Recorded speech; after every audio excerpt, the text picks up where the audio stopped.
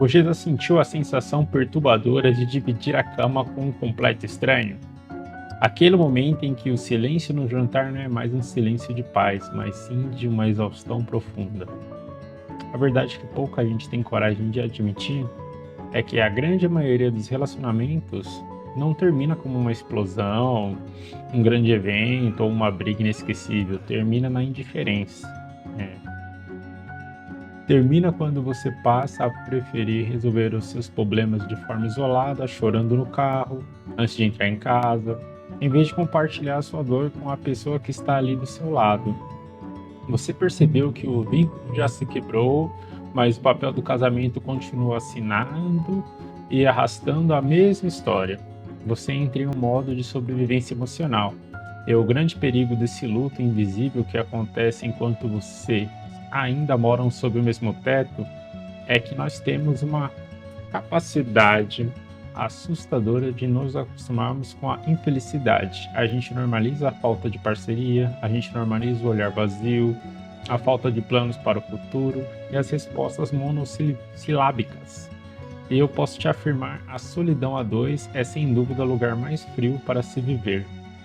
Muitas pessoas chegam até o meu escritório e dizem que estão segurando as pontas pelos filhos, ou então pelo tempo que já estiveram na relação, ficam paralisadas pelo medo de perder o padrão de vida ou o patrimônio que construíram com tanto suor. Mas a que custo? Se você se sente pisando em ovos dentro da própria casa, tentando adivinhar o humor do outro para não gerar conflito, o ciclo já chegou ao fim. O seu corpo já sabe disso, a sua ansiedade já denuncia isso. O problema é que quando a afeto se encerra de vez, o que sobra em cima da mesa são os vínculos burocráticos, os boletos, as contas bancárias e os bens que vocês ergueram juntos. E é exatamente nesse ponto de ruptura que a frieza do outro lado costuma aparecer e o controle tenta imperar. É aqui que a realidade jurídica bate na porta. Olá, eu sou o Diego, advogado especialista em direito de família. E eu preciso te orientar sobre o que acontece quando você finalmente decide não viver mais de migalhas dentro da sua própria casa. Quando a decisão de sair dessa dinâmica engessada está tomada, nós precisamos transformar essa ruptura emocional em um limite legal e protetivo. É o primeiro passo, especialmente quando não há diálogo, ou quando o outro lado simplesmente se recusa a aceitar o fim e começa a criar obstáculos para te segurar. É a entrada do divórcio litigioso. Existe um mito muito perigoso de que você precisa da assinatura ou da permissão do seu ex-parceiro para se divorciar. E isso não é verdade. Ninguém, absolutamente ninguém, é obrigado a permanecer casado. A nossa legislação, respaldada pelo artigo 1571 e seguintes do Código Civil, além da emenda constitucional 66, garante que o divórcio é um direito seu, incondicional e direto.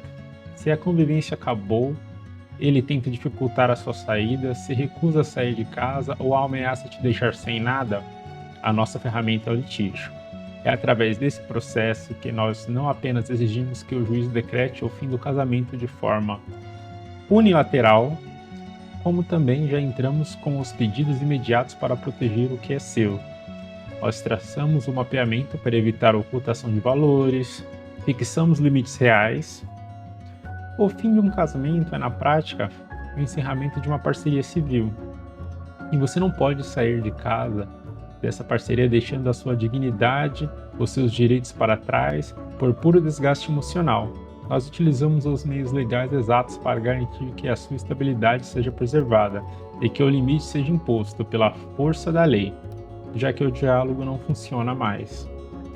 Dar esse primeiro passo e procurar ajuda profissional exige muita coragem, eu sei, mas é a única forma concreta de recuperar a sua paz e a sua identidade.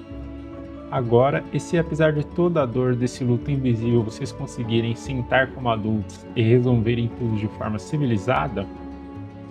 Mas e se ele concordar com tudo?